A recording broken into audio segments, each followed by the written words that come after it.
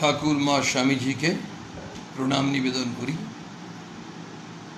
যারা আজকের এই স্বামী বিবেকানন্দ অনুধ্যানে যুক্ত আছেন তাদের সকলকে আমার শ্রদ্ধা জ্ঞাপন করি। তোমরা যুবক যুবতীরা আন্তরিক ভালোবাসা শুভেচ্ছা গ্রহণ করো। অবশ্যই যারা পরেও শুনবেন সকলের জন্যই আমার আন্তরিক শ্রদ্ধা জানালাম। আর তোমরা যুবক যুবতীরা সবসময় বিবেকানন্দের কর্মী, তোমরা তোমাদেরকে অভিনন্দন, শুভেচ্ছা, ভালোবাসা। আসলে শুভেচ্ছা তো সবসময় থাকা উচিত। আমরা তো ওই বেছে বেছে কাউকে শুভেচ্ছা দেব কাউকে দেব না তা নয়। শুভেচ্ছা ভালোবাসা এগুলো আমাদের দিতে চেষ্টা করতে হবে। তার মধ্যেই আছে স্বামীজির শিক্ষা অন্তর্নিহিত, উদারতা। মানুষকে ভালোবাসো, মানুষকে ভালোবাসো, এই যে জায়গাটা, সেখানে একটা জিনিস থাকে যে অভিনন্দন তখন জানানো হয় যখন কোনো একটি বিশেষ কাজে আমরা সফল হই। তো যারা বিবেকানন্দ আদর্শকে ধরার চেষ্টা করছি, আমরা পরস্পর পরস্পরকে অভিনন্দন জানাবই, কারণ আমরা একটি আদর্শকে অনুসরণ করে আমরা এগিয়ে যেতে চাইছি। এগোনোটাই ধর্ম, পিছিয়ে আসাটা ধর্ম না। চরৈবেতি চরৈবেতি, এগিয়ে চল। আচ্ছা, এগিয়ে যাওয়ার জন্য কি লাগে? এগিয়ে যাওয়ার জন্য লাগে উদ্যম, নিষ্ঠা। আমাদের যদি উদ্যম না থাকে কোনো কাজে, আমরা এগোতে পারবো না। নিষ্ঠা না থাকলে আমরা এগোতে গেলে আমাদের নিষ্ঠার অভাবে আমরা কিছুদিন পর আমরা স্থগিত হয়ে যাই। তাহলে উদ্যম লাগে, নিষ্ঠা লাগে, অধ্যবসায় লাগে, সাহস লাগে, শক্তি লাগে, আর লাগে আত্মবিশ্বাস। স্বামী বিবেকানন্দ বলছেন, arise awake and stop not till the goal is reached. আমাদের একটা লক্ষ্য আছে জীবনে, সেই লক্ষ্যের দিকে এগিয়ে যাচ্ছি আমরা। ওই ফুটবলার কিন্তু মাঠে বলটাকে ওই পায়ের শৈলীতে এগিয়ে নিয়ে যাচ্ছে এবং অসীম সাহসের সঙ্গে, দৃঢ় মানসিকতার সঙ্গে বলটা আমি গোলে ঢোকাবো। কিন্তু তার মধ্যে একটা জিনিস কাজ করছে ওই ফুটবলের মধ্যে, আমি বলটা গোলে ঢোকাবই। এটা হচ্ছে আত্মবিশ্বাস। ওঠো, জাগো, arise awake and stop not till the goal is reached, বলছেন স্বামী বিবেকানন্দ। আমাদের যা যা গুণের প্রয়োজন জীবনে নিজের পায়ে নিজে দাঁড়াতে এবং যে কোনো বয়সে সমস্যা সম্মুখীন হওয়ার জন্য যা প্রয়োজন, তার অন্যতম গুরুত্বপূর্ণ বিষয় হলো আত্মবিশ্বাস। আমরা একদিন স্বামী বিবেকানন্দের এই যে আমাদের মানুষ হব, আমরা যাতে ভালো মানুষ হতে পারি, আমাদের মধ্যে গুণাবলীগুলো বিকশিত হয়, সেখানে বিবেকানন্দ যে গুণগুলির কথা আমাদের সামনে মেলে ধরেছেন, তার মধ্যে অন্যতম গুণ হচ্ছে নিঃস্বার্থপরতা। এই দিয়ে আমরা একদিন কিন্তু আলোচনা করছিলাম। আজকে আমরা চেষ্টা করব আত্মবিশ্বাস এইটির ওপরে কেন্দ্রীভূত হওয়া। আমরা জানি খুব ভালো করেই কোথাও একটা ফোকাস রেখে এগোলে সেইটার সঙ্গে আনুষঙ্গিক জিনিস আসবেই। আমরা টর্চের লাইট যখন আলো কিন্তু একটু এদিক ওদিকেও বিচ্ছুরণ হয়। এই আত্মবিশ্বাসের কথা কেন বারবার বলা হচ্ছে? আমরা স্বামী বিবেকানন্দের এই আত্মবিশ্বাস সম্বন্ধে খুব বলিষ্ঠ, অনেক বলিষ্ঠ বাণী আছে। তার মধ্যে মাত্র কয়েকটি উদাহরণ করব। আমি সকলকেই, যারা এখন লাইভে শুনবে, যারা পরে শুনবে, স্বামীজির এই বাণীগুলো কিন্তু খুব মনোযোগ সহকারে আমাদের শুনতে হবে। কারণ স্বামীজির মধ্যে অসাধারণ শক্তি নিহিত আছে। আমাদের যাদের মধ্যে বিশ্বাস নেই, আত্মবিশ্বাস, নিজের উপর বিশ্বাস, আমরা কত মানুষকে বিশ্বাস করি, কত শাস্ত্রকে বিশ্বাস করি, কত মন্ত্রকে বিশ্বাস করি, কত পুঁথিকে বিশ্বাস করি, কত টেকনোলজিকে বিশ্বাস করি, কিন্তু যদি নিজের উপর বিশ্বাস না রাখি আমরা কখনোই এগোতে পারবো না। টেকনোলজির উপকারিতা আছে, টেকনোলজির প্রয়োজনীয়তা আছে, কিন্তু টেকনোলজির ওপর বিশ্বাস করেই আমি এগিয়ে যেতে পারবো তা হবে না। বিশ্বাস নিজের ওপর। প্রসঙ্গত স্বামী বিবেকানন্দের দু একটা বাণী আমরা আবার আস্তে আস্তে আমরা আলোচনা প্রসঙ্গে আরো কয়েকটা বাণী পাঠ করার প্রয়াসী হব। স্বামীজির বাণী, স্বামীজি বলছেন, পৃথিবীর ইতিহাস কয়েকজন আত্মবিশ্বাসী মানুষেরই ইতিহাস। পৃথিবীর ইতিহাস কয়েকজন আত্মবিশ্বাসী মানুষেরই ইতিহাস। সেই বিশ্বাসী ভেতরের দেবত্ব জাগ্রত করে। সেই বিশ্বাসী ভেতরের দেবত্ব জাগ্রত করে। তুমি সব কিছু করিতে পারো, বিকশিত করিতে যথোচিত যত্নবান হও না বলিয়াই বিফল হও। যখনই কোনো ব্যক্তি বা জাতি আত্মবিশ্বাস হারায় তখনই তাহার বিনাশ হয়। আমরা স্বামীজির কাছে শুনলাম, আত্মবিশ্বাসী ভেতরের দেবত্ব জাগ্রত করে। ভেতরের দেবত্ব মানে আমাদের প্রত্যেকের মধ্যেই দেবত্ব। বিবেকানন্দ বলছেন, each soul is potentially divine. প্রতিটি মানুষই স্বরূপত দেবতা, কিন্তু সেই দেবত্বটি ঘুমন্ত আছে। আমাদের প্রত্যেকের মধ্যেই অনন্ত শক্তি আছে। স্বামীজি বলছেন, তুমি সব কিছু করিতে পারো। অনন্ত শক্তিকে বিকশিত করিতে যথোচিত যত্নবান হও না বলিয়াই বিফল হও। তোমার মধ্যে শক্তি নেই, এটা ভুল কথা। তোমার মধ্যে শক্তি নেই না। শক্তি কেমন? শক্তি সসীম নয়, অসীম শক্তি, অনন্ত শক্তি আছে। কোথায় আছে? তোমার ভেতরই আছে। বিবেকানন্দ কোথাও মিথ্যে স্তোত বাক্য দেবেন না কাউকে, কিন্তু ওই মিথ্যে কথা বলে তাকে জাগিয়ে দেবেন না। যা সত্য সেটিই বলবেন। বলছেন, তোমার মধ্যে অনন্ত শক্তি আছে, কিন্তু এই অনন্ত শক্তিটাকে বিকশিত করতে যথোচিত যত্নবান হও না বলিয়াই তুমি বিফল হও। আমাদের প্রত্যেকের মধ্যে দেবত্ব আছে, অনন্ত শক্তি আছে। তোমরা শোনো একটি ঘটনা। পুরুলিয়া জেলায় একটি প্রত্যন্ত গ্রাম, সেই গ্রামে একটি ছেলে, তার নাম গণেশ। কিছু বছর আগের ঘটনা।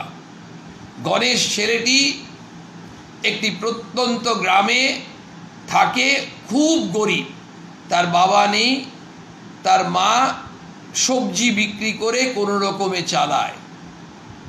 এমন অবস্থা, যদি কোনো দিন সবজি বিক্রি খুব কম হয়, যেটুকু খাবার জোটে তাতে মা ওই ছেলের পেটটি ভরায়, মা না খেয়ে থাকে। যেদিন একটু বিক্রি বেশি হয়, দুজনের খাবার জোটে, সেদিন দুজনে খায়। গণেশ এ কথা জানে না, মা গণেশের কাছে গোপন রেখেছে। ক্লাস 7-8 ছেলে। সেই ছেলেটি একদিন জানতে পারল, জানতে পেরে মাকে বলছে যে, মা আমি আর পড়বো না, পড়াশোনা করব না। কেন? কারণ বাড়িতে এত অভাব, যতক্ষণ না তুমি খেতে পাচ্ছ ততক্ষণ আমার পড়ার কোনো দরকার নেই। মা বলছে, ঠিক আছে, তোর বই খাতা যা লাগবে, রামকৃষ্ণ মিশন আছে, ওখানে চলে যা। ওখানে গেলে তুই দেখবি মন্দিরে প্রণামও করবি, তোর বই খাতাও পাবি, আমাদেরও চলবে। ছেলেটি মন্দিরে প্রণাম করে এসে যখন দেখা করছে, একেবারে বিবেকানন্দ অনুরাগী মানুষ, তারা কি করলেন, সেখানে একটি অন্ধ ছেলে বসে আছে, বুধ নাম।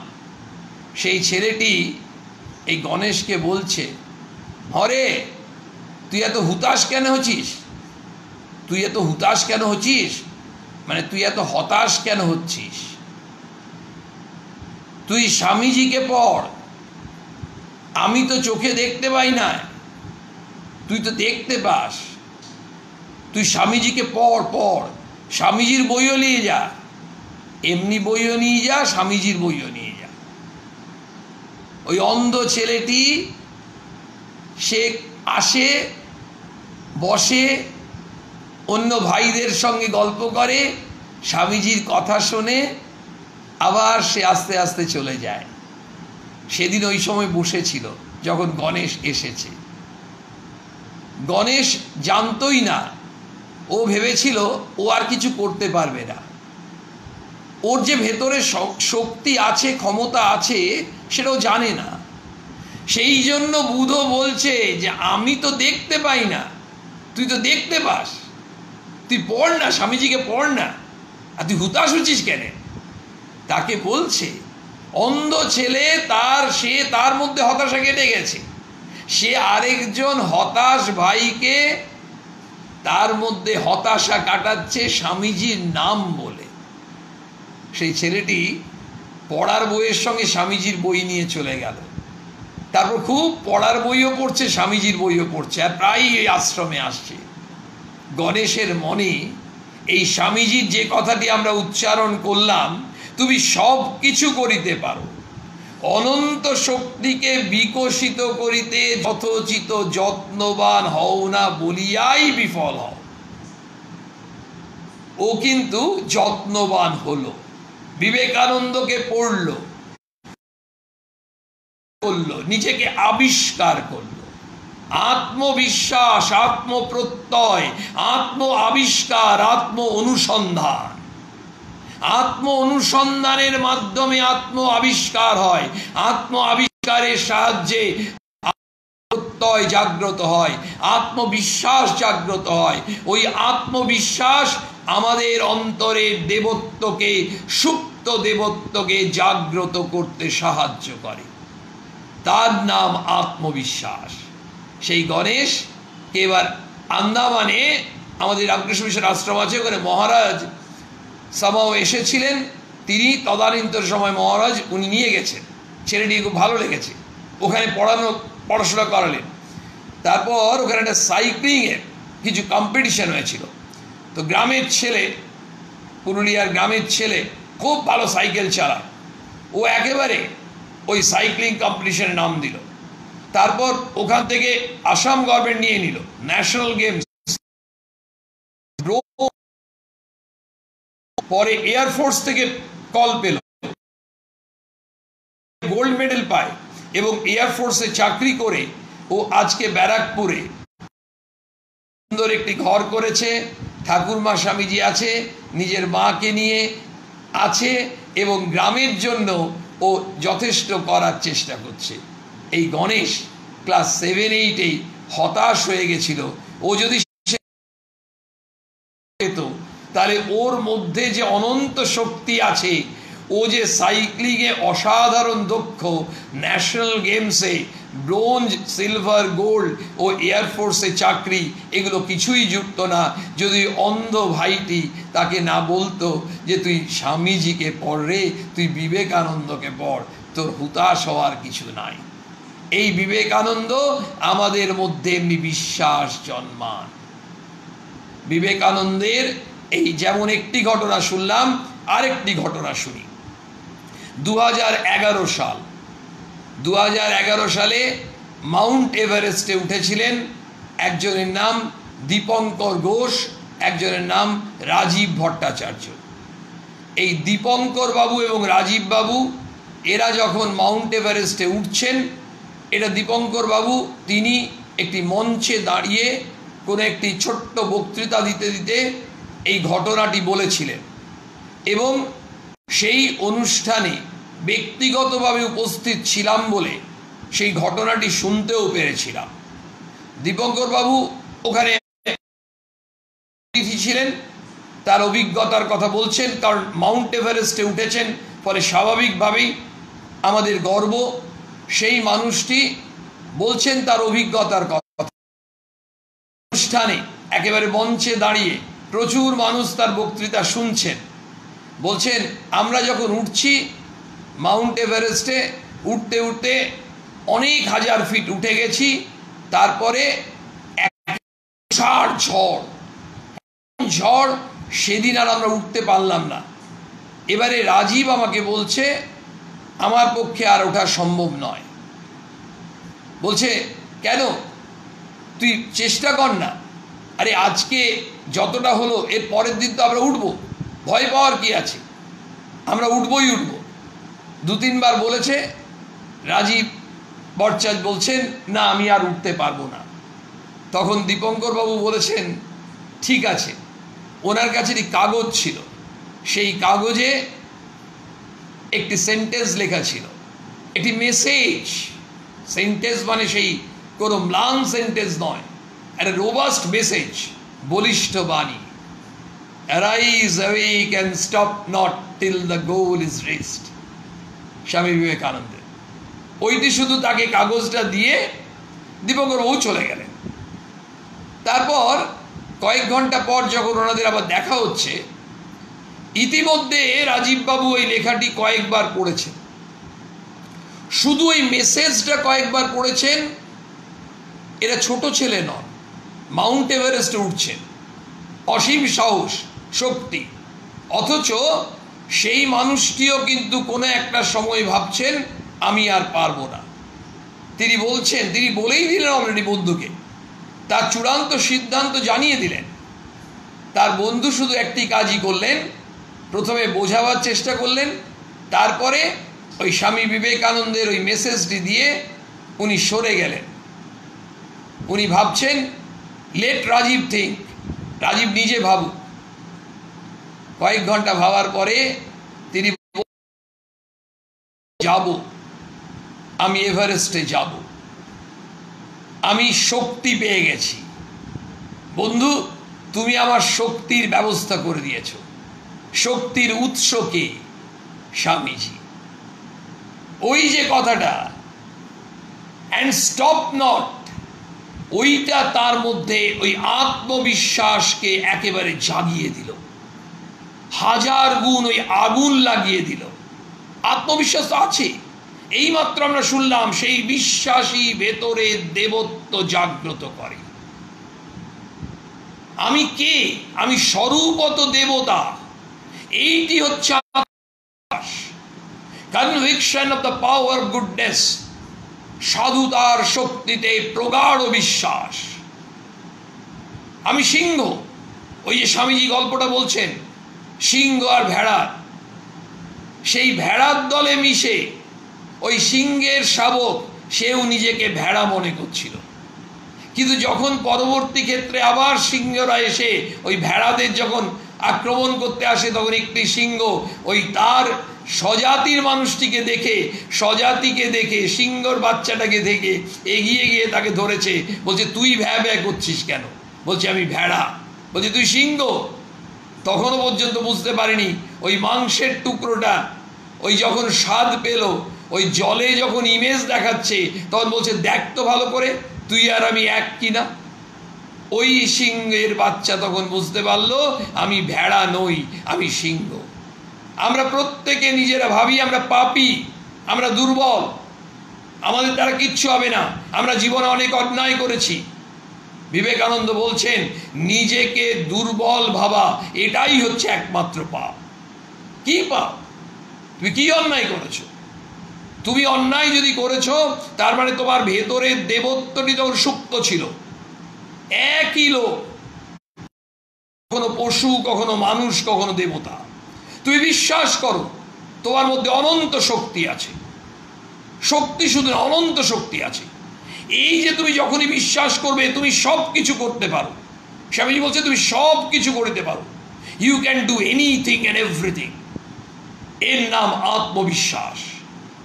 রাজীব ভট্টাচার্য দীপঙ্কর বাবুকে জানিয়ে দিলেন, আমি এই মেসেজ, এই স্বামী বিবেকানন্দের এই মেসেজ পড়ে আমি শক্তি পেয়েছি, আমার সিদ্ধান্ত পরিবর্তন করছি। পরের দিন তারা আবার উঠলেন শুরু করলেন এবং মাউন্ট এভারেস্টে উঠেছিলেন রাজীব বাবু, যিনি আজ রাস্তায় বলেছিলেন আর আমি উঠব না। আরেকটি ঘটনা বলি, অসংখ্য ঘটনা আছে। আত্মবিশ্বাসের বলে মানুষ কি না করতে পারে। 2001 সাল, আমেরিকার এরিক, তিনি অন্ধ ছিলেন, কিন্তু তার অসীম বিশ্বাস ছিল। কার উপর বিশ্বাস? নিজের উপর বিশ্বাস। নিজের উপর বিশ্বাস। এই নিজের উপর যে বিশ্বাস, এই কথাটি হচ্ছে সব থেকে বেশি গুরুত্বপূর্ণ। স্বামীজির একটি কথা বললে তাহলে আমরা বুঝতে পারবো। স্বামীজি বলছেন, স্বামীজির বাণীটা আমরা শুনে নেব। যে যা বলে বলুক, আপনার গুঁয়ে চলে যাও, দুনিয়া তোমার পায়ের তলায় আসবে, ভাবনা নেই। বলে একে বিশ্বাস করো, ওকে বিশ্বাস করো। বলি প্রথমে আপনাকে বিশ্বাস করো দেখি। নিজে সমুদয় শক্তি তোমার ভিতরে, এইটি জানো এবং এই শক্তি অভিব্যক্ত করো। আমরা কি করি? আমরা কি করি? লোকে কি বলে? লোকে কত কি বলবে। তোমার দ্বারা কিছু হবে না, তুমি দুর্বল, তুমি বোকা, তুমি মূর্খ, তুমি অক্ষম। লোকে অনেক কিছু বলবে, যে যা বলে বলুক। কেউ নিন্দা করবে, কেউ ঠাট্টা করবে, কেউ তুচ্ছ-তাচ্ছিল্য করবে, কেউ উপহাস করবে। ওহ, তুমি আবার পরীক্ষা দিচ্ছ, IAS পরীক্ষা। আরে তুমি ক্লাসে তো 15 জনের মধ্যে 14 হতে। এই যে কত রকম কথা শুনতে হবে। যে যা বলে বলুক, আপনার গোয়ে চলে যাও। একেবারে নিজের ওপর যে ডিটারমিনেশন, তুমি নিজের গোয়ে চলে যাও। গো ধরতে হবে। ইয়েস, ওইটাই হচ্ছে জেদ। কোনো কিছু করব তার জন্য যে ডিটারমিনেশন, যে জেদ, ওই জেদটা আসবে, ওইটাই হচ্ছে প্রত্যয়। বলছে দুনিয়া তোমার পায়ের তলায় আসবে, ভাবনা নেই। কে বিশ্বাস করো, ওকে বিশ্বাস করো। বলি প্রথমে আপনাকে বিশ্বাস করো দেখি। আমরা সবাই শুনেছি, ছোট থেকে সবাই শুনেছি। তোমরা শোনো, আপনারা শুনেছেন। ওই মামা যা বলছে তাই কথা বিশ্বাস করো, মা বাবা যা বলছেন তাই বিশ্বাস করো, কাকু বলেছেন বিশ্বাস করো, শিক্ষক মহাশয় বলেছেন বিশ্বাস করো, ওই শাস্ত্রে লেখা আছে বিশ্বাস করো, বইয়ে লেখা আছে বিশ্বাস করো। কেন? যে যা বলে সব সত্যি, আর শুধু নিজের উপর বিশ্বাস রাখবো না, তাহলে কি হবে? ওই অধিক সন্ন্যাসীতে গাজন নষ্ট। আমরা কথায় বলি না, সত্যি সত্যি। আমাকে যদি 5 জন 5 রকম কথা বলে, আমাকে 5 জনই কি একই কথা বলবে? একটি ছাত্র হায়ার সেকেন্ডারি পাস করলো সায়েন্স নিয়ে। ছেলেটিকে বলছে, তুমি এবার ইঞ্জিনিয়ারিং ডাক্তারি কোথাও চান্স পাওনি, 1 বছর বসে থাকো। তার কাকু বলছে 1 বছর ধরে পড়াশোনা করো, পরের বছর তুমি কোনো একটা চান্স পাবে। আমি কত ছেলেকে দেখেছি। ব্যাস, কাকুর বলা শেষ হয়ে গেল। তারপর হঠাৎ এসে আরেক আত্মীয় এলেন, তিনি এসে বলছেন 1 বছর বসে থাকার পর নেক্সট ইয়ার যে পাবে এর কি মানে আছে? তোমার কাকু কি গ্যারেন্টি দিচ্ছে? হয়ে গেল। একজন টিচার এসে বলছেন, সায়েন্স দিয়ে পাস করেছো ঠিকই, তোমার ফিজিক্স, কেমিস্ট্রি, বায়োলজি, ম্যাথমেটিক্স খুব একটা স্ট্রং ছিল না, তুমি ইংলিশে খুব স্ট্রং, তুমি ইংলিশ অনার্স পড়ো, তুমি অনেক ভালো হবে। এই ছেলেটি 3 জনের কাছে সাজেশন পেল। ছেলেটি কি করবে? একে বিশ্বাস করো। কেউ বলছে শিক্ষক মহাশয় বলেছেন, ওকে বিশ্বাস করো। কাকু বলেছেন, ওকে বিশ্বাস করো। ওই আরেকজন আত্মীয়, ধরা যাক মামা বলেছেন, ওকে বিশ্বাস করো। স্বামীজি বলছেন, বলি নিজেকে বিশ্বাস করো দেখি, সব হয়ে যাবে। তুমি নিজের উপর বিশ্বাস করো যে তুমি সব কিছু করতে পারো। You can do anything and everything. তুমি ঠিক করো তুমি কি করবে, এবং সেই বিষয়টা take up one idea, think of it, dream of it, live on that idea and leave every other idea alone. This is the only way to success, to get success. অদ্ভুত। টেক আপ ওয়ান আইডিয়া, একটা ঠিক করো। Make up this idea your life. এই আইডিয়াটাই তোমার জীবন। Think of it, dream of it. এটা নিয়ে ভাবো, স্বপ্ন দেখো, এটা নিয়ে একদম সবসময় চর্চা করো, চিন্তা করো গভীরভাবে, এবং করতে করতে তোমার একটাই গোল, এবং সেই গোলটা তুমি আর সব ভুলে যাও। লিভ এভরি আদার আইডিয়া লো, সব অন্য সমস্ত আইডিয়াকে ত্যাগ করে দাও, এই আইডিয়ার ওপর তুমি স্টিক করে থাকো এবং তুমি এগিয়ে যাও, দেখো তুমি সফল হবেই হবে। অদ্ভুত ব্যাপার। মানে ওই যে একটু আগে বলছিলাম এরিকের কথা, আমেরিকান মানুষ, এই আমেরিকান কি করলেন, অন্ধ তিনি। দেখুন, অন্ধ মানেই তার কিন্তু প্রতিবন্ধকতা বা প্রতিকূলতা বিরাট। সেই অন্ধ 2001 সালে প্রথম ব্লাইন্ড পারসন যিনি মাউন্ট এভারেস্টে উঠেছিলেন। এই মাউন্ট এভারেস্টে উঠেছেন শুধুমাত্র নিজের ওপর বিশ্বাস রেখে, আত্মবিশ্বাস। স্বামীজি বলছেন, আমরা এইমাত্র শুনলাম, যে যা বলে বলুক, তুমি নিজের গয়ে চলে যাও, নিজের ওপর বিশ্বাস রাখো। কেন? সমুদয় শক্তি তোমার ভিতরে, এইটি জানো, এবং ওই শক্তি অভিব্যক্ত করো। এটা কার জন্য প্রয়োজন? বিবেকানন্দ এই কথাগুলো কার জন্য বলছেন? আমাদের শুধু মানুষের জন্য নয়, যে কোনো মানুষ, যে কোনো জাতির জন্য। আজ যদি ভারতবর্ষকে উঠতে হয়, ভারতবর্ষ যেখানে দাঁড়িয়ে আছে সেখান থেকে যে কোনো ক্ষেত্রে ভারতবর্ষ হয়, আমরা ভারতবর্ষের কথা বারবার বলবোই, কারণ আমরা ভারতবাসী। যে কোনো দেশকে, যে কোনো জাতিকে, যে কোনো মানুষকে যদি উন্নত হতে হয়, তার প্রথম সম্পদ হচ্ছে, মূল সম্পদ হচ্ছে কনভিকশন, বিশ্বাস। কার ওপর? নিজের ওপর বিশ্বাস। স্বামীজি বলছেন, প্রাচীন ধর্ম বলতো সেই নাস্তিক যে ঈশ্বরে বিশ্বাস করে না। নতুন ধর্ম বলছে যে নিজেকে বিশ্বাস করে না সেই নাস্তিক। আমরা ছোট থেকে পড়ে এসেছি যে ভগবানে বিশ্বাস করে না তাকে নাস্তিক বলে। স্বামীজি বলছেন যে নিজেকে বিশ্বাস করে না সেই নাস্তিক। সেই জন্য বলছেন বিশ্বাস, বিশ্বাস, নিজের ওপর বিশ্বাস আর ঈশ্বরে বিশ্বাস। এই যে কেন বারবার এই বিশ্বাসের কথা কেন বলছেন? বলছেন যে শক্তি, শক্তিই হচ্ছে জীবন, দুর্বলতাই হচ্ছে মৃত্যু। বলছে তুমি, স্বামীজির কথাগুলো আমরা শুনলে আগুন, বোমা ভেতরে সবাই নাড়িয়ে দিচ্ছে। কি বলছেন? যদি তুমি নিজেকে যা ভাববে তুমি তাই হবে। যদি তুমি নিজেকে দুর্বল ভাবো তুমি দুর্বল হয়ে যাবে, যদি তুমি নিজেকে শক্তিশালী ভাবো তুমি শক্তিশালী হবে। বলছেন দুর্বলতার প্রতিকার দুর্বলতার কথা চিন্তা করা নয়, তার শক্তির কথা স্মরণ করিয়ে দেয় তার প্রতিকারের উপায়। আমরা কি কেউ দুর্বল নই কোনো বিষয়ে? নিশ্চয়ই আমাদের মধ্যে কোনো দুর্বলতা নেই, আছে। কিন্তু যখন নিজের ওপর বিশ্বাস, আমার ভেতর দেবত্ব আছে, তখন দেখুন আমাদের অনেক রকম প্রলোভন আমাদের সামনে আসে। কেউ বলবে, আরে ওই লোকটা তো, ও তো অসৎ লোক, ও আবার কি করবে? ও যখন বিশ্বাস করবে যে আমি কে, আমি দেবতা। স্বামীজি বলছেন আমার ভেতর কি আছে? দেবত্ব আছে। আমি স্বরূপত দেবতা, আমি স্বরূপত, আমি নিজেকে অনুসন্ধান করছিলাম, নিজের গভীরে প্রবেশ করেছিলাম। ওই আত্ম অনুসন্ধান করতে করতে নিজেকে চিনতে পেরেছি, আত্ম আবিষ্কার হয়েছে।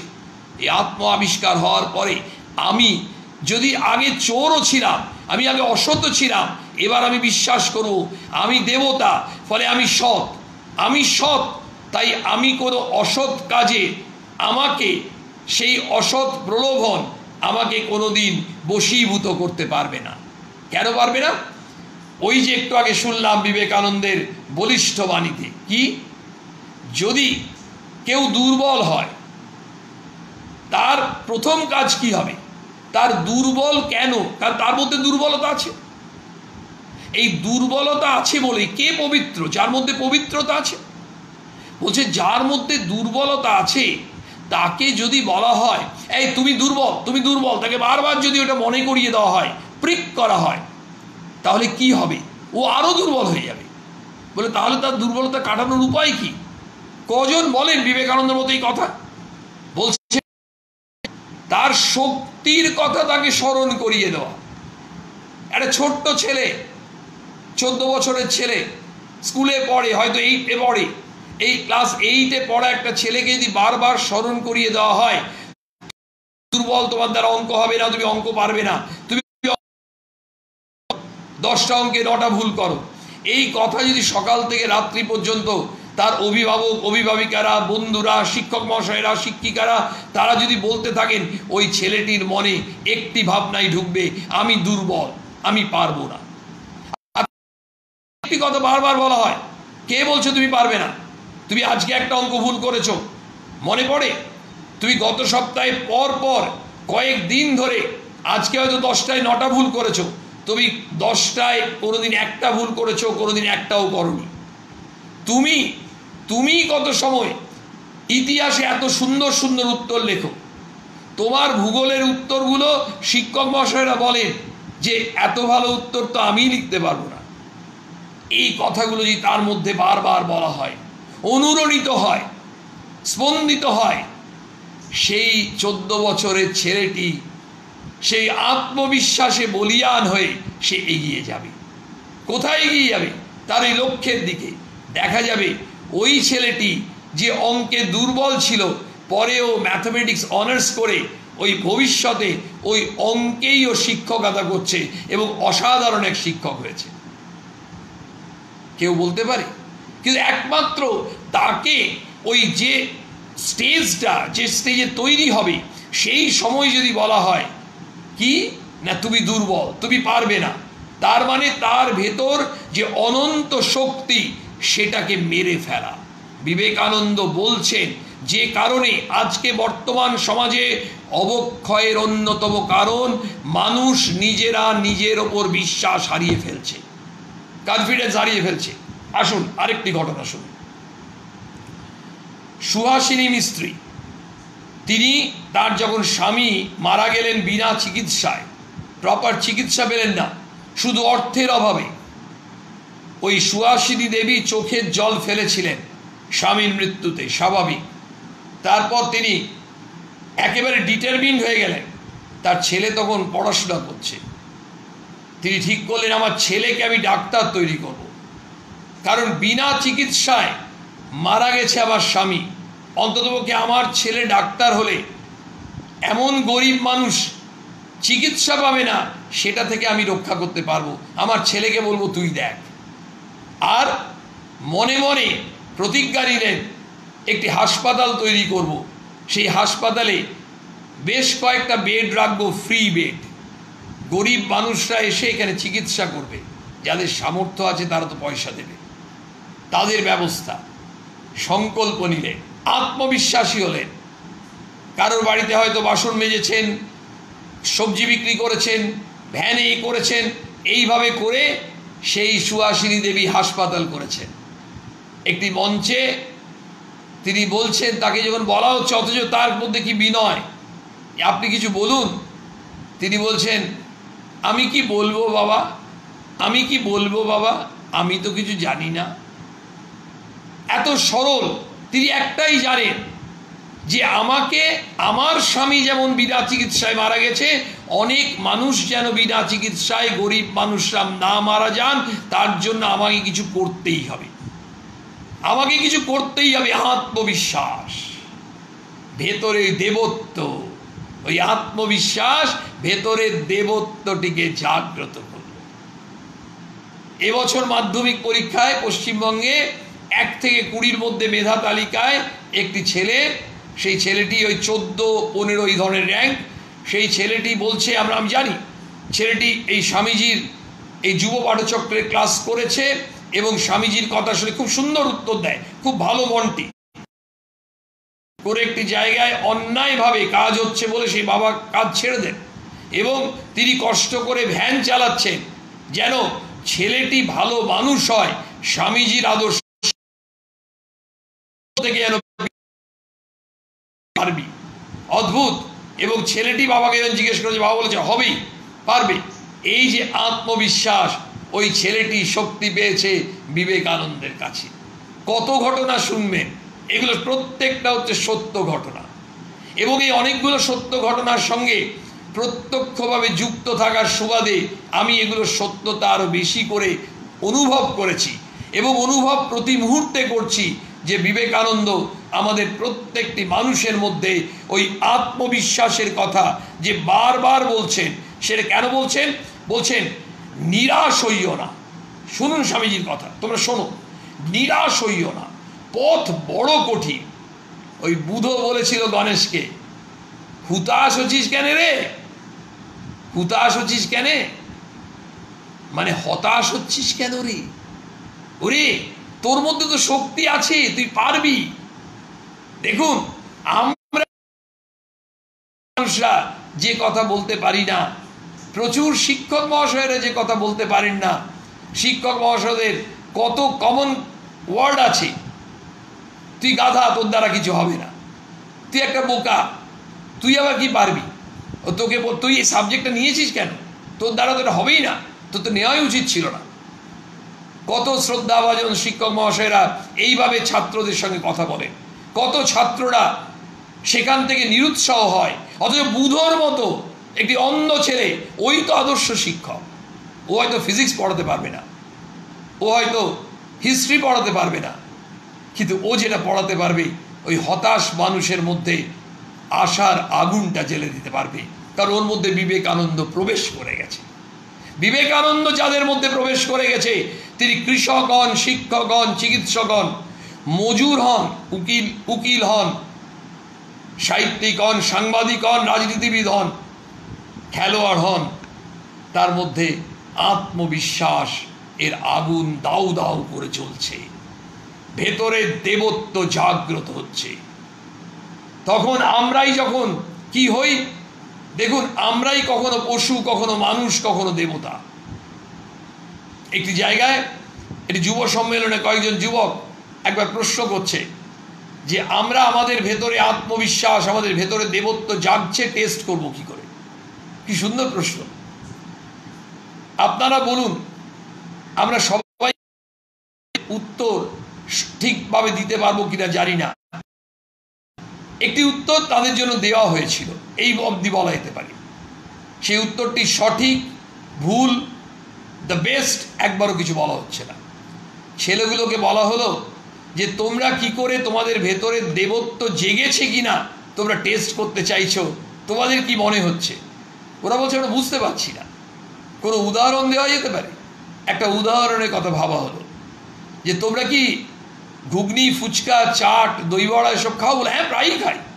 ওই ঠেলাওয়ালা থাকে, ওই দাদা আমাদের মোড়ে আছে, ও আমাদের বিকেলবেলায় প্রায় প্রত্যেক দিন, ওটা একটা রোজ নামচার মতো, গিয়ে আমরা বেশ কয়েকজন ছেলে মেয়ে একসঙ্গে যাই আর একদম শাল পাতার ঠোঙায় ফুচকা খাচ্ছি, কোনোদিন দই বড়া, কোনোদিন ঘুগনি, কোনোদিন চাট। কখন তোমাদের সঙ্গে দেখা হয়েছে কোনো ছেলে এসছে বলছে নাকের ফোঁটা বেরোচ্ছে, কাপড়টা ছেঁড়া, প্যান্টটা ফাটা, খালি গায়ে কঙ্কাল সার, চেয়ারে এসে বলছে দাদা একটু দাও, আমি ফুচকা খাবো, দিদি দাও। হ্যাঁ বলেছে। তোমরা কি করেছো? বলছে এই দুধ যা নোংরা। এমনও হতে পারে তো, তোমরা অন্যভাবে ভাবতে পারো। তখন উত্তর বেরিয়ে এলো ওদের মধ্যে থেকেই যে আমরা তো এটা করতে পারি, এই ভাইটিকে টেনে নেব। আমরা যেখানে লাইন দিয়েছি ওকে বললাম তুইও আয়। ওই দাদাকে বললাম শালপাতার ঠোঙা আমরা 5 জন নয় 6 জন। বলছে নতুন ছেলেটা কে? বলছে এই নতুন ছেলেটা না আমাদের সেই যে জায়গাটা, ওই নতুন ছেলেটাকে আমাদেরই একজন ভাই, তুমি তাড়াতাড়ি শালপাতার ঠোঙাটা দাও তো, ফুচকা খাও। আর আমরা একসঙ্গে ফুচকা খেলাম। এটা হলে কেমন হয়? তখন একসঙ্গে চিৎকার করে উঠছে ছেলেমেয়েরা, আমাদের দেবত্ব জেগে উঠেছে। সমস্যারে চিৎকার করছে, দেবত্ব জেগে উঠেছে।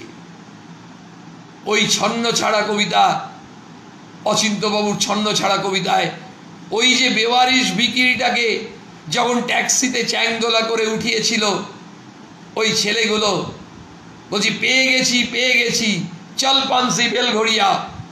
ওই ভিকিরিটার পালসটা দেখে বলছে এখনো প্রাণ আছে, প্রাণ আছে। ওই মানুষটাকে দেখে তার জন্য এদের কষ্ট হচ্ছে, এদের ভেতরের দেবত্ব জেগে উঠেছে।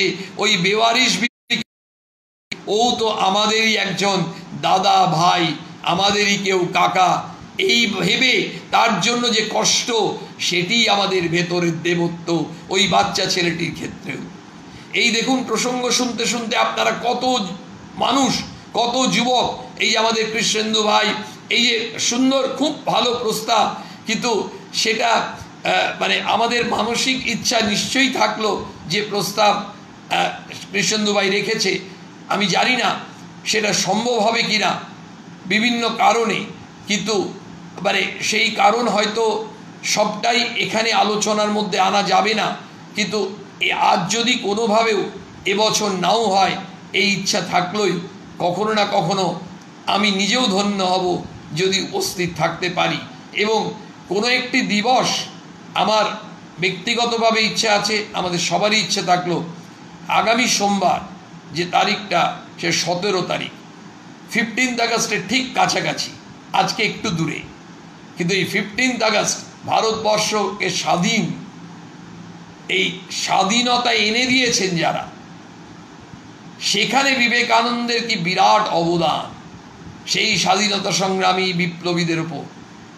এই বিবেকানন্দ ভারতবর্ষকে স্বাধীন করার ক্ষেত্রে তার কি অনবদ্য ভূমিকা, সেই ভূমিকার কথা, এবং ভারতবর্ষ স্বাধীন হওয়ার এত বছর পরেও আমরা বিবেকানন্দের সেই আদর্শকে কতটা অনুসরণ করতে পারছি এই স্বাধীন ভারতে থেকেও। সেই ভারতবর্ষ, যে ভারতবর্ষের জন্য আমরা গর্ববোধ করি, স্বামীজি যে ভারতবর্ষ চাইছিলেন, যে ভারতের স্বপ্ন তিনি দেখেছিলেন, সেই ভারতবর্ষের রূপ এখনো আমরা দিতে পেরেছি।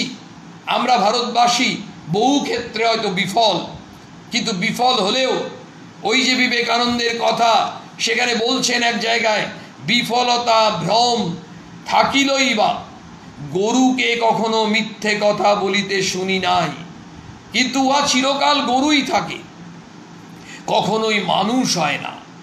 অতএব বারবার বিফল হও, কিছুমাত্র ক্ষতি নাই, সহস্রবার ওই আদর্শ হৃদয়ে ধারণ করো। আর যদি সহস্রবার অকৃতকার্য হও, আর একবার চেষ্টা করিয়া দেখো। বলছেন একটা গরু, সে মিথ্যে কথা বলে না, সে হয়তো কোনো বিফল হয় না, কিন্তু ঘটনা হচ্ছে একটা গরু গরুই থাকে, কিন্তু মানুষ হয় না। মানুষ বিফল হয়, মানুষ সংগ্রাম করে, মানুষ মিথ্যে কথা বলে, মানুষ অন্যায় করে, মানুষ চুরি করে, কিন্তু সেই মানুষই দেবতায় উন্নীত হয়।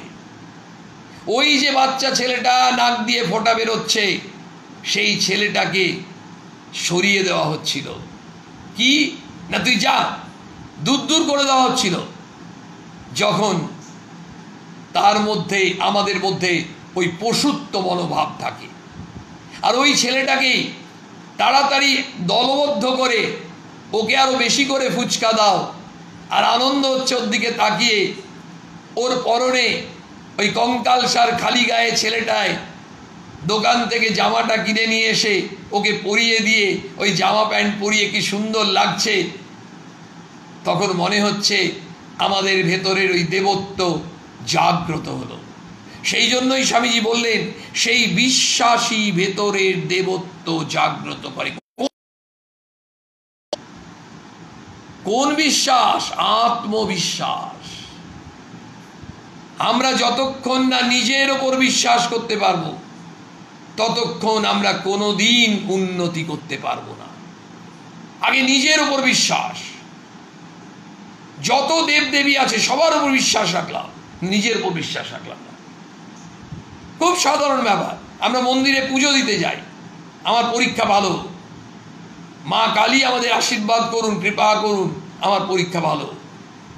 সরস্বতী পুজোয় খুব অঞ্জলি, পুষ্পাঞ্জলি দিলাম, খুব নিষ্ঠা ভরে, সব করলাম, কিন্তু আমি কি পড়াশোনা করেছি? আমি কি চেষ্টা করেছি? আমার ভেতর যে শক্তিটা, ক্ষমতা, সেটাকে কি আমি জাগাবার চেষ্টা করেছি, না আমি ভয়ে পলায়ন করেছি? স্বামীজি বলছেন ঈশ্বরে বিশ্বাস রাখুন, নিজের ওপর বিশ্বাস, ঈশ্বরে বিশ্বাস। স্বামী বিবেকানন্দ এত ঈশ্বর বিশ্বাসী মানুষ, পাশ্চাত্যে শিকাগোতে কি কষ্ট করেছেন। 10 সেপ্টেম্বর 1893 পর্যন্ত তিনি লড়ে গেছেন। 30শে জুলাই পৌঁছেছিলেন শিকাগোতে। তারপর পুরো আগস্ট মাস 10 সেপ্টেম্বর পর্যন্ত, মানে প্রায় 1.5 মাস কি কষ্ট করেছেন, কোথায় কোথায় গেছেন, কিভাবে থেকেছেন, চেষ্টা চালিয়ে গেছেন। এখন ভিক্ষে করতে যাচ্ছেন, কেউ দরজা বন্ধ করে দিচ্ছে আমেরিকায়, কেউ একদম বন্দুক নিয়ে উঁচিয়ে আছে, কারণ ভিক্ষা করা চলবে না। কেউ ধাক্কা মেরে ফেলে দিচ্ছে, কেউ গাল দিচ্ছে। বিবেকানন্দ শেষে আর পারলেন না, এত চেষ্টা করে পরিশ্রান্ত, নিজের ওপর এত বিশ্বাস। সেই মানুষটা শুয়ে যাচ্ছেন, তিনি বলছেন, ভগবান তুমি আমাকে নিয়ে এসেছো এই দেশে, এবার আমাকে দেখো। শুধু এইটুকু ভেবেছে, তার মধ্যেই উল্টো দিকের বাড়ির থেকে, হেল পরিবার থেকে বেরিয়ে এলেন তিনি। এসে বলছেন, আপনি কি এই বিশ্ব ধর্ম মহাসম্মেলনে যোগদান করতে এসেছেন? হ্যাঁ, আসুন। প্রার্থনা করে তার বাড়িতে নিয়ে গেলেন।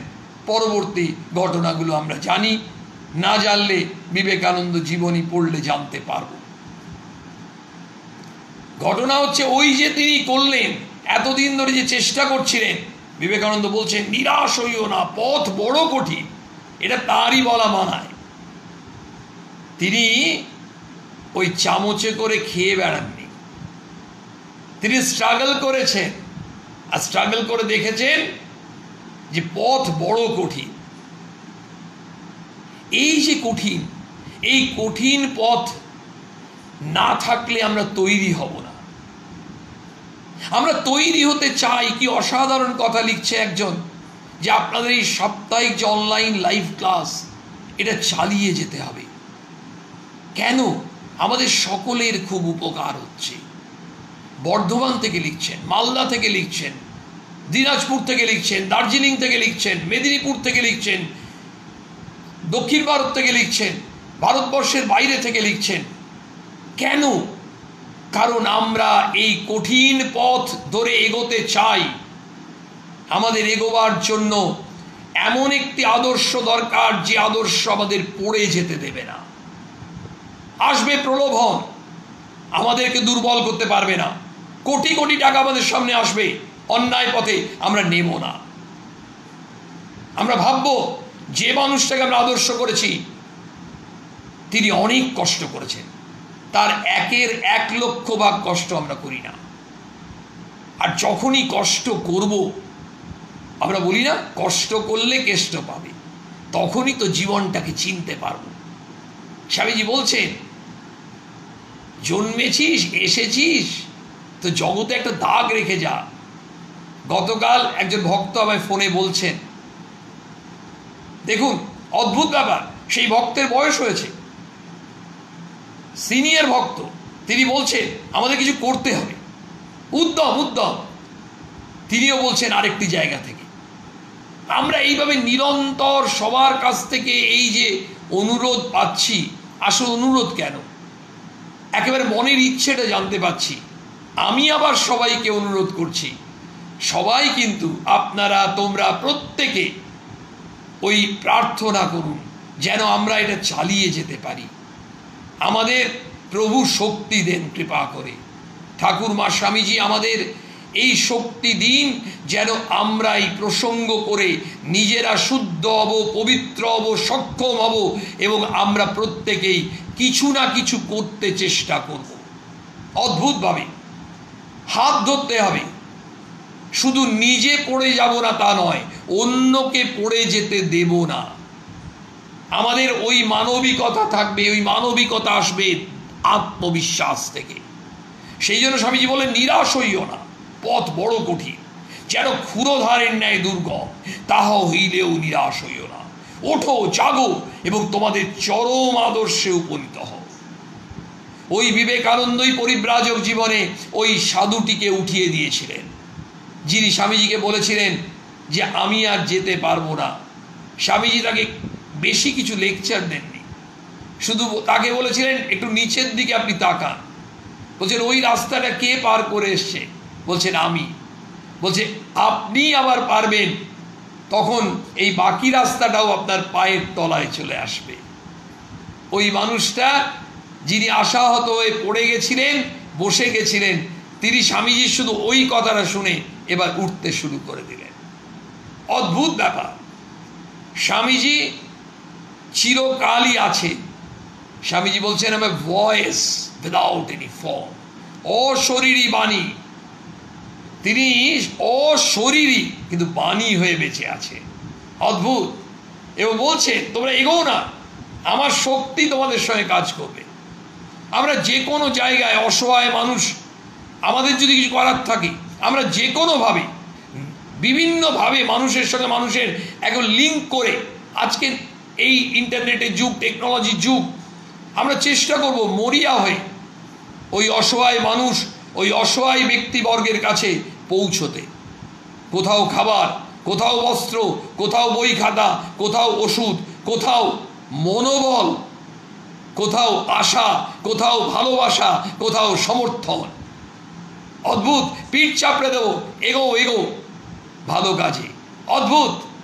সাহস দেব, আরে কিচ্ছু করবে না তোমাকে, এই ধরনের যে ডিজিজ এসে আছে কিচ্ছু ভয় নেই, পারবে, এগিয়ে যাও। গত কয়েক মাস ধরে আমাদের ভারতবর্ষে বিভিন্ন জায়গায় এত সেবা কাজ কি করে আমরা সব এত মানুষ মিলে সবাই চেষ্টা করতে পারলাম। আগামী দিনেও হবে। সরকার এক্স আছে, ওয়াই আসবে, ওয়াই যাবে, জেড আসবে, এ তো নিয়ম। পলিটিক্স থাকবে, ইকোনমিক্স থাকবে, সব থাকবে, রাজনীতি, অর্থনীতি সব থাকবে, সব নীতি থাকবে। কিন্তু আমাদেরকে হতে হবে এগুলোকে ওভারকাম করে ওই নীতি পরায়ণ, ওই আত্মবিশ্বাস। আসবে সমস্যা, ভয়ঙ্কর সমস্যা, আমরা মোকাবিলা করব। কি হবে ম্যাক্সিমাম? বিবেকানন্দ বলছেন এগিয়ে যাও। পেছনে কে পড়ে থাকলো তার জন্য তাকিয়ে থাকতে হবে না, কারণ আমরা সবাই হয়তো এগোতে পারবো না, কেউ না কেউ হয়তো পড়ে যাব, তার জন্য কাজটা বন্ধ হয়ে যাবে তা নয়, কাজ করতে হবে। ওই ভারতবর্ষের যে অবস্থা, ওই স্বাধীনতা সংগ্রামে আজকে আমরা অন্য বিপ্লব, এই বিপ্লব হচ্ছে আমাদের এমন এক বিপ্লব, সেই বিপ্লব হচ্ছে রিভলিউশন অফ হিউম্যানিটি, মানবিকতার বিপ্লব। এই বিপ্লব আমরা করতে পারবই, সফল হবই, কারণ আমাদের নিজের ওপর বিশ্বাস। যে যা বলে বলুক, নিজের গোয়ে এগিয়ে যাব। একে বিশ্বাস ওকে বিশ্বাস নয়, নিজেকে বিশ্বাস, বলছেন বিবেকানন্দ। আর তুমি নিজেকে যা ভাববে তাই হয়ে যাবে, তাই হয়ে যাবে। আর আমরা সব থেকে বড় কথা যেটাকে ভয় পাই, মৃত্যুকে, স্বামীজি বলছেন দুর্বলতাই তো মৃত্যু। আরে অমনিভাবে যদি ভয়ে ভয়ে ভয়ে ভয়ে প্রতিটি ক্ষেত্রে বেঁচে থাকি, আমি সত্যকে বলতে যাব, সেটিকে বলার মতো আমার বলার অ্যাপ্রোচ যেমনই হোক, আমি সত্যকে বলার চেষ্টা করব। এই যে জায়গায় আমি মানুষের পাশে দাঁড়াবার চেষ্টা করব, যখনই হবে, স্বামীজির কথা, every work passes through 3 stages: ridicule, opposition and acceptance. লোকে অনেক ঠাট্টা করবে, উপহাস করবে, ব্যঙ্গ করবে, ওহ ঘরের খেয়ে বরের মোষ তাড়াচ্ছে, নিজের চরকায় তেল দে, করবে ঠাট্টা, 15 দিন 1 মাস পেছনে সরে যাবে, ঠাট্টা করে কিছু করতে পারলো না। বাধা দিতে আসবে, রীতিমতো কত জায়গা থেকে বাধা আসবে, এই কাজ করতে দেবো না, কোলে হাত ভেঙে দেবো, অনেক কিছু কথা আসবে।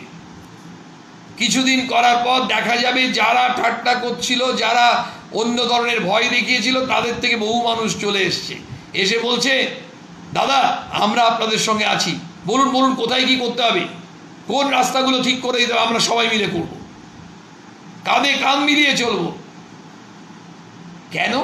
কারণ তারাও বুঝতে পেরেছে ওই যে আত্মবিশ্বাস, নিঃস্বার্থপরতার শক্তি, ওই শক্তি হচ্ছে আমাদের দেবত্বের শক্তি। স্বামী বিবেকানন্দের কাছে প্রার্থনা করি আমরা যেন সেই আত্মবিশ্বাস অর্জন করি এবং সেই আত্মবিশ্বাসের সাহায্যেই আমাদের ভেতরের দেবত্ব জাগ্রত হোক, আমাদের ভেতরের দেবত্ব জাগ্রত হোক, জাগ্রত থাকুক, কারণ আমরা প্রত্যেকে স্বরূপত দেবতা। এটি স্মরণ করেই আজকের এই প্রসঙ্গ এখানে স্বামীজির চরণে প্রার্থনা জানিয়ে শেষ করছি।